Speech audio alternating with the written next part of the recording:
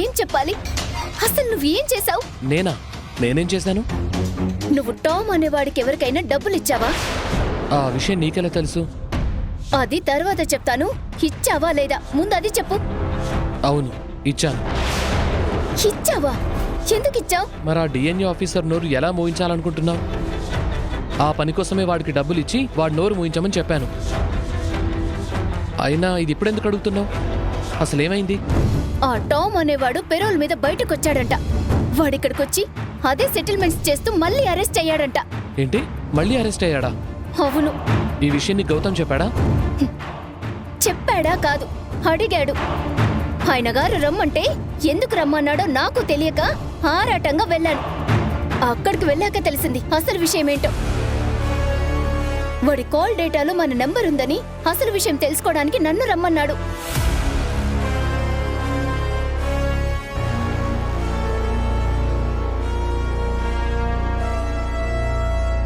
ఇంతకీ నువ్వేం ఆన్సర్ ఇచ్చావు? వాడెవడో రౌడీ ఏ డబ్బుల కోసమో మమ్మల్ని బెదిరించడానికి మా హాస్పిటల్కి ఫోన్ చేసుంటాడు. ఇలాంటి వెధవలకి ఇది కామనే కదా. నాన్ననో అన్నయ్యనో డబ్బులిచ్చుంటారు.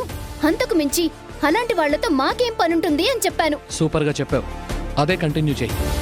ఇంకోసారి అడిగినా ఇంకెప్పుడైనా అడిగినా అదే చెప్పు. ఏదైనా ఉంటే నేను చూసుకుంటాను. చూడు, నువ్వు ఏదైనా చెయ్యి, కానీ ఏం చేసినా చేసే ముందు కాస్త జాగ్రత్తగా ఆలోచించుకొని చెయ్యి. ఈ ప్రాబ్లమ్స్ వల్ల నేను దేన్నైనా వదులుకుంటాను, గాని ఇలాంటి చిన్న చిన్న విషయాల కోసం నా గౌతమ్ని నేను వదులుకోవాల్సి వస్తే నేనస్సలు ఒప్పుకోను, సహించలేను. అలాంటి పరిస్థితే వస్తే నా ప్రాణాలనైనా వదులుకుంటాను, గాని గౌతమ్ సార్ని మాత్రం ఎట్టి పరిస్థితుల్లోనూ వదులుకోలేను. కూల్ కూల్, అలాంటిదేం జరగదులే. ఏం కాదు. నువ్వు అనవసరంగా ఎక్కువ ఆలోచించి మనసు పాడు చేసుకోకు. అయినా నేను ఇదంతా చేస్తోంది నీకోసమే. నువ్వే హ్యాపీగా ఉండినప్పుడు ఇదంతా ఎందుకు చేస్తాను చెప్పు? నీకు గౌతమ్ దూరం కాడు, కానివ్వను. నువ్వు హ్యాపీగా ఉంటావు. ఏం ఆలోచించకుండా పడుకో. సరే, బాయ్, గుడ్ నైట్.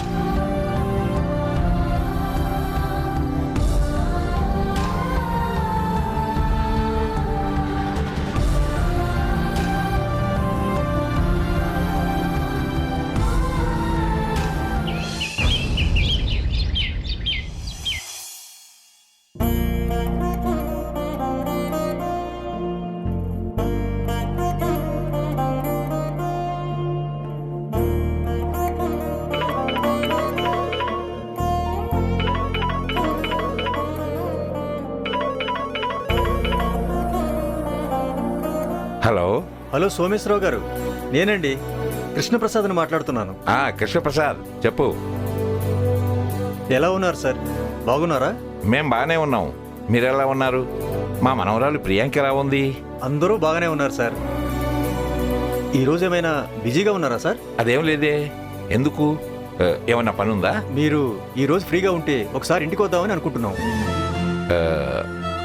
మావయ్య, టీ తీసుకోండి. ఒక్క నిమిషం. అమ్మా కమలా, ఈరోజు కృష్ణప్రసాద్ గారు మన ఇంటికి వస్తానంటున్నారు. ఈ రోజు మావయ్య? అవునమ్మా. ఈ రోజు మంగళవారం, చతుర్దశి. ఈ రోజు రావడం ఎందుకు మావయ్య? ఈరోజు మంగళవారం కాదమ్మా, ఈరోజు బుధవారం. కరెక్టే కృష్ణప్రసాద్. కమలా, ఈరోజు బుధవారం కదా. నాన్న, మంగళవారం కాకపోయినా కానీ చతుర్దశి, అమావాస్య ఉన్నాయి కదా. ఇలాంటి టైంలో వాళ్ళు రావడం మంచిది కాదేమో. అవును మావయ్య, ఈరోజు వాళ్ళు రావడం మనకి మంచిది కాదు, వాళ్ళకి మంచిది కాదు. కృష్ణప్రసాద్, విన్నావుగా అంతా? మా కమల చాలా పద్ధతి గల మనిషి. తిథులు అతిథుల విషయంలో చాలా నిక్కచ్చిగా ఉంటుంది. ఎప్పుడు చూసినా ఈ పూజలు మంచి రోజులు అంటూ పట్టింపులు కాస్త ఎక్కువే తనకి. ఇలాంటి విషయాల్లో మేమందరం కూడా తను ఏం చెప్తే అదే ఫాలో అవుతూ ఉంటాం. అయ్యో పర్లేదు సార్, కమల గారు ఏమీ చెడు చెప్పలేదు కదా. మాలాంటి వాళ్ళు పట్టించుకోకపోయినా అలాంటి వాళ్ళు ఎవరో ఒకరు ఉండాలి సార్ మంచి చెప్పడానికి.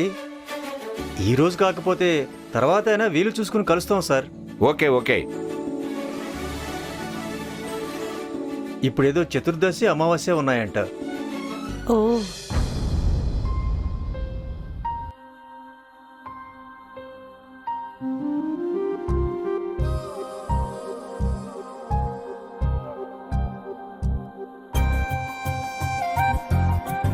Good morning Jhansi.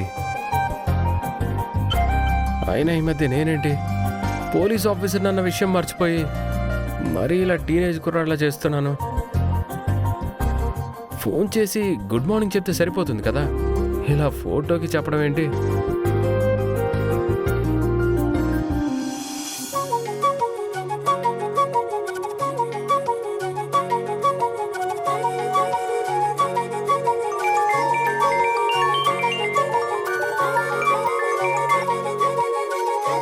Good morning Gautam గారు.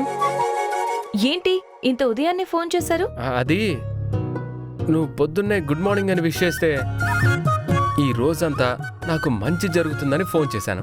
అవునా, అలా అయితే గుడ్ మార్నింగ్ కాదు, మీ లైఫ్ అంతా మంచి జరగాలని, హ్యావ్ ఏ గుడ్ లైఫ్ అని విష్ చేస్తాను.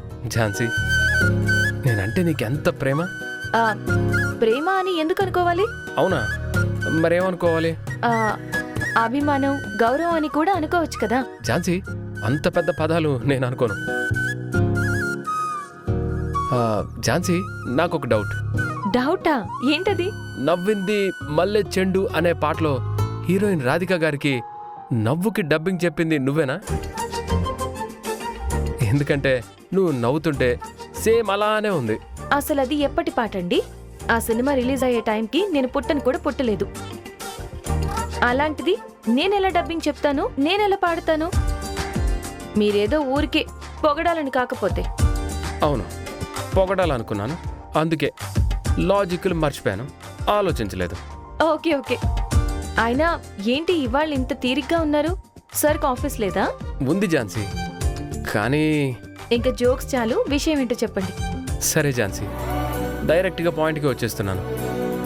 టామ్తో పాటు అరెస్ట్ అయిన వాళ్ళని కలవాలనుకున్నావు కదా, ఈరోజు మధ్యాహ్నం 3 o'clock అపాయింట్మెంట్ దొరికింది. అది చెప్దామనే కాల్ చేశాను. ఏంటి ఆఫ్టర్నూన్ 3కా? అవును ఝాన్సీ. ఏ ఎనీ ప్రాబ్లం? లేదు, ఏ ప్రాబ్లం లేదు. సరే అయితే నేను మధ్యాహ్నం 2కి మీ స్టేషన్కి వస్తాను. ఇంకా ముందొస్తే ఏమైంది? అంటే ఒకేసారి లంచ్ చేసుకుని వస్తాను. ఇక్కడికి వస్తే ఇద్దరం కలిసి హ్యాపీగా లంచ్ చేయొచ్చు కదా. నీతో లంచ్ చేసి చాలా రోజులు అవుతుంది. ఏం ఆలోచిస్తున్నావు ఝాన్సీ? లంచ్కి వెళ్ళాలా వద్దా అని ఆలోచిస్తున్నావా? ఆహా, అదేం లేదు. ఈరోజు నాకు కేసులు ఏమైనా ఉన్నాయా అని ఆలోచిస్తున్నాను. అవి ఎప్పుడు ఉండేవే కదా ఝాన్సీ, ఎప్పుడు కేసుల చుట్టూ తిరగటం కాదు. అప్పుడప్పుడు ఇలా మీ సంతోషం కూడా చూసుకోవాలి. ఓకే గౌతమ్ గారు, ఈరోజు నాకు కూడా కేసులు ఏమీ లేవు. ఏ టైంకి రమ్మంటారో చెప్పండి. నీ ఇష్టం ఝాన్సీ, నువ్వు ఎప్పుడు వచ్చినా హ్యాపీనే. ఎంత త్వరగా వస్తే అంత మంచిది. సరే అయితే వీలు చూసుకుని వెంటనే బయలుదేరడానికి ట్రై చేస్తాను. ఓకే ఝాన్సీ, నేను వెయిట్ చేస్తూ ఉంటాను. నాకు ఏసీపీ గారు కాల్ చేస్తున్నారు. ఓకే గౌతమ్ గారు, బాయ్. సార్. రాణి, రాణి. ఏంటక్కా? నాకు ఈరోజు లంచ్ బాక్స్ వద్దు. ఎందుకక్కా? ఈరోజు కేసులేమీ లేవా? ఇంటికి వచ్చేస్తావా? అలా అయితే నేను గుడికి వెళ్ళి వెంటనే వచ్చి లంచ్ ప్రిపేర్ చేస్తాను, ఇద్దరం కలిసి తినొచ్చు. లేదు రాణి, నాకు ఇంటికి రావడం కుదరదు. ఇంటికి రానంటున్నావు, లంచ్ బాక్స్ వద్దంటున్నావు, మరి ఎలా అక్కా? ఎక్కడ తింటావు? అది ఏంటక్కా అది? గౌతమ్ గారు లంచ్కి రమ్మన్నారు. దీనికి మొహమాట పడతావేంటక్కా? వెళ్ళు, వెళ్ళి హ్యాపీగా ఎంజాయ్ చేసిరా. నువ్వు బావ కలుస్తాను అంటే నాకు హ్యాపీనే కదా.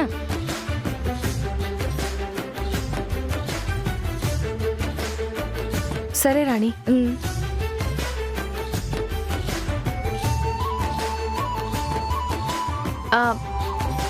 రాణి, ఏంటక్కా? నేను వెళ్తూ వెళ్తూ దారిలో స్కూల్కి వెళ్తాను. స్వీటీ వంశీల్ని చూసి వాళ్ళతో మాట్లాడి చాలా రోజులైంది. ఒకసారి స్కూల్కి వెళ్ళి వాళ్ళని కలుస్తాను. వాళ్ళతో కొంచెం సేపు టైం స్పెండ్ చేస్తాను. పిల్లల దగ్గరకైతే నేను కూడా రానా అక్కా? వస్తావా? వస్తానక్కా. బండి మీద అంత దూరం ఎందుకులే రాణి, నువ్వు ఇంట్లో హ్యాపీగా ఉండు. శ్రీధర్ కూడా వచ్చే టైం అవుతుంది కదా. నాకు పిల్లల్ని చూడాలనిపిస్తుంది అక్క. వీలు కుదిరితే ఈసారి ఎప్పుడైనా వాళ్ళనే ఇంటికి తీసుకొస్తాను. లేదంటే నెక్స్ట్ టైం ఆటోలో ఇద్దరం కలిసి వాళ్ళ దగ్గరికి వెళ్దాం. సరే అక్క. సరే. అక్క ఆ? ఒక్క నిమిషం ఉండు, పిల్లలకి స్నాక్స్ ఇద్దువు గాని. రాణి, ఇప్పుడేం వద్దులే. శ్రీధర్ నీకోసం తెచ్చిన స్నాక్స్ అన్నీ నువ్వు పిల్లలకి పంపించేస్తే ఎలా? ఈ టైంలో నువ్వే కదా ఎక్కువ తినాల్సింది. వెళ్ళేటప్పుడు నేను వాళ్ళకి ఏమైనా తీసుకెళ్తాను, సరేనా? సరే అక్క, జాగ్రత్తగా వెళ్ళు. సరే.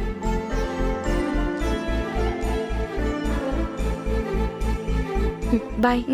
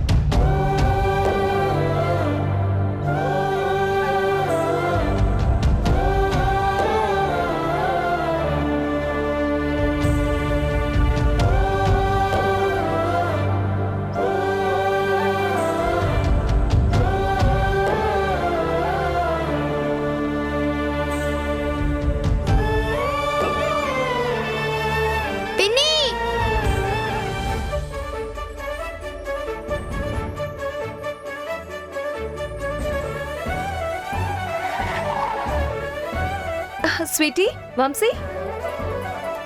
పిన్ని, పిన్ని, పిన్ని. మెల్లగా మెల్లగా.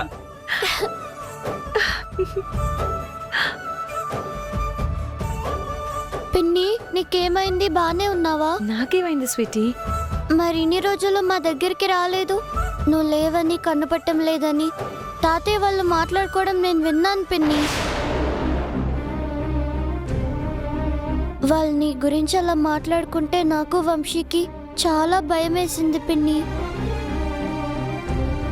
అవును పిన్ని, చాలా భయం వేసింది. భయం ఎందుకు నాన్న? ఇదిగో ఇప్పుడు వచ్చేసాను కదా, హ్యాపీగా ఉన్నాను కదా. అంటే నీకేం కాలేదా? నాకే అవుతుంది నాన్న. మీ బాబాయ్ ఉండగా నాకేమైనా అవ్వనిస్తాడా? మీ బాబాయ్ ఉండగా నాకేమీ కాదు. నన్నెవరూ ఏమీ చేయలేరు. అవును వంశీ, మీ బాబాయికి మీ పిన్ అంటే అంత ఇష్టం. ఝాన్సీ, ఉదయాన్నే నువ్వు ఇంటికొచ్చావని తెలియగానే భయం అంతా తీరిపోయిందమ్మా. టెన్షన్ అంతా పోయింది. అసలేం జరిగిందమ్మా?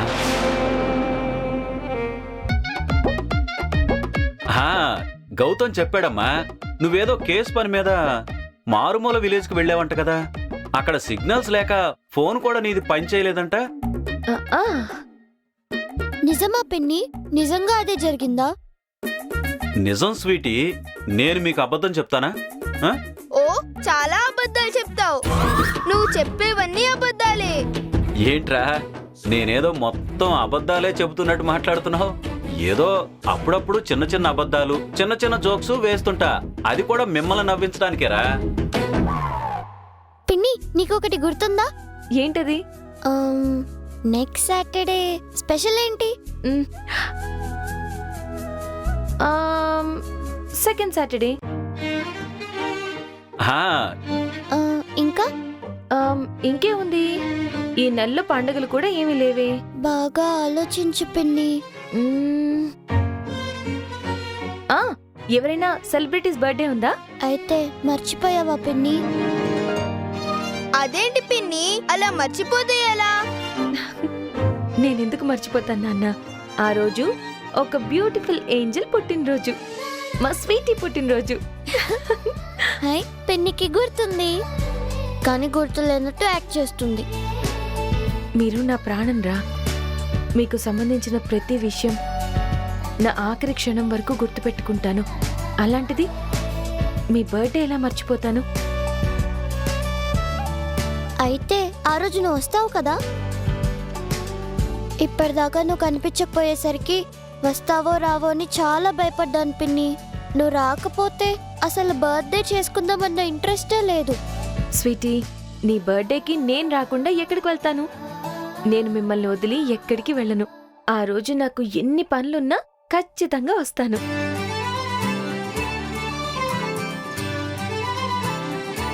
నీ బర్త్డేకి రావడమే కాదు, నీకు మంచి గిఫ్ట్ కూడా తీసుకొస్తాను. చెప్పు, నీకేం గిఫ్ట్ కావాలి? నాకేమొద్దు పిన్ని, కానీ ఆ రోజు మొత్తం నువ్వు మాతో ఉంటే చాలు. సరే అయితే ఆ రోజంతా మీతోనే ఉంటాను. థాంక్స్ పిన్ని. అవును, నువ్విక్కడ బండి ఆపి ఏం చేస్తున్నావమ్మా? ఆ, ఏం లేదు సార్, కోర్టుకు వెళ్తూ అలా ఆగాను. ఓహో. ఆ, స్వీటీ, వంశీ, మీకు స్కూల్కి టైం అవుతుంది. ఓకే సార్, నేను తర్వాత మాట్లాడతాను. నాకు కోర్టుకి టైం అవుతుంది. సరే అమ్మా. Bye sweetie. బాయ్ వంశీ, జాగ్రత్త. బాయ్ పిన్ని. బాయ్. రండి రండి రా. ఓకే అమ్మా. Okay sir.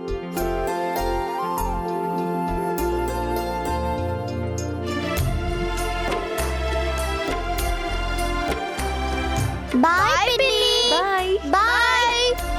బాయ్.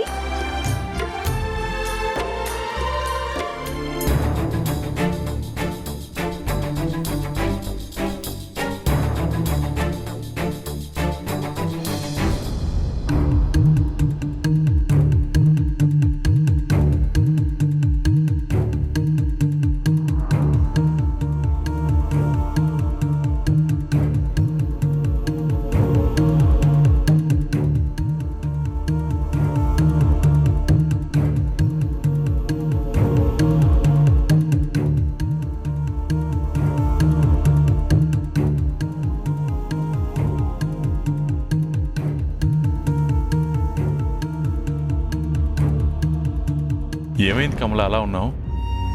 ఝాన్సీ వచ్చేసింది కదా, ఇక దేని గురించి దిగులు పడుతున్నావు?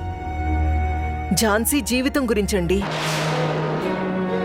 పాపం, తన జీవితం అంతా కష్టాలే. ఒకదాని తర్వాత ఒకటి, ఒకదాని తర్వాత ఒకటి వస్తూనే ఉన్నాయి. తను తట్టుకుంటూనే ఉంది. ఇప్పుడు ఏమైంది తనకి? ఏమైందని నన్ను అడుగుతారేంటి మీరు? మీకు తెలీదు? కథ మళ్ళీ మొదటికొచ్చింది.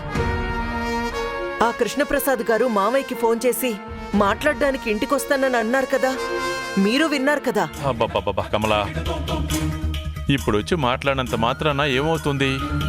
ఏమవుతుందని అంత సులువుగా అంటున్నారేంటండి? వాళ్ళు వచ్చేది మావయ్య గారిని చూసిపోవడానికి కాదు, మళ్ళీ గౌతమ్ ప్రియాంకల పెళ్లి గురించి మాట్లాడదామని. అది తెలిసి మీరు సైలెంట్గా ఉండగలరేమో కానీ నేనుండలేనండి. అసలు వాడికిష్టం ఉందా లేదా వద్దా అని కనీసం ఒక్కసారైనా వాణ్ణి అడగరా? ఆలోచించరా? సరే, నాన్నంటే అడగడు, నాన్నకి వాడి గురించి తెలీదు. కానీ నీకు తెలుసు కదా, నువ్వెందుకు మొన్నటి వరకు వాణ్ణి ప్రియాంకకి ఇచ్చి పెళ్లి చేయాలనుకున్నావు? నీ భయాలు నీకుంటే ఆయన లెక్కలు ఆయనకుంటాయి కమలా. ఏంటండి ఈ లెక్కలు? మీకెప్పుడో ఆరోగ్యం బాగా లేకపోతే ఆయన మిమ్మల్ని కాపాడాడు. మిమ్మల్ని కాపాడాడు కాబట్టి ఆయన దేవుడే. గౌరవిద్దాం, పూజిద్దాం. కానీ ప్రాణం పోశాడు అని గౌతమ్కి ఇష్టం లేని పెళ్లి చేయడం ఏంటండి? ఒక్కసారి ఆలోచించండి. వాడికిష్టం లేని పెళ్లి చేస్తే వాడి జీవితమే కాదు, ఆ అమ్మాయి జీవితం కూడా నాశనం అయిపోతుంది. ఇద్దరి జీవితాల్ని సరిదిద్దాల్సింది పోయి మనమే నాశనం చేసిన వాళ్ళమవుతాం. ఈ సమస్య ఎలా పరిష్కరించబడుతుందో ఏంటో అని ఆలోచిస్తుంటేనే పిచ్చెక్కిపోతుందండి. మీకోసమో లేక మావయ్య గారి కోసమో నా కొడుకు జీవితాన్ని నేను బలి చేయలేనండి. అందుకే రేపా కృష్ణప్రసాద్ వాళ్ళు వచ్చినప్పుడు వాళ్లతోనే గౌతమ్కి ఈ పెళ్లి ఇష్టం లేదని చెప్పేద్దాం అనుకుంటున్నాను. కమల, అన్నిటికీ ఇలా తొందరపడితే ఎలా? కొంచెం ఓపిక ఉండాలి కదా. మనం ఇలాగే ఎదురు చూస్తూ ఉంటే జరగాల్సిన నష్టం జరిగిపోతుంది. ఆ తర్వాత మనకి ఎంత ఓపికున్నా ఉపయోగం ఉండదండి. కమల, నువ్వు అనుకున్నట్టేమీ జరగదు. అన్నీ అలా అనుకుంటే ఎలా? కాలమే అన్ని సమస్యలకి సమాధానం చెప్తుంది. అలాగే అన్ని సమస్యలకి ఏదో ఒక దారి చూపిస్తుంది. కాకపోతే కాస్త ముందు వెనక జరుగుతూ ఉంటుంది. అదే జీవితం. అప్పటి వరకు మనం నిలబడాలి, నమ్మకంతో ముందుకు నడవాలి.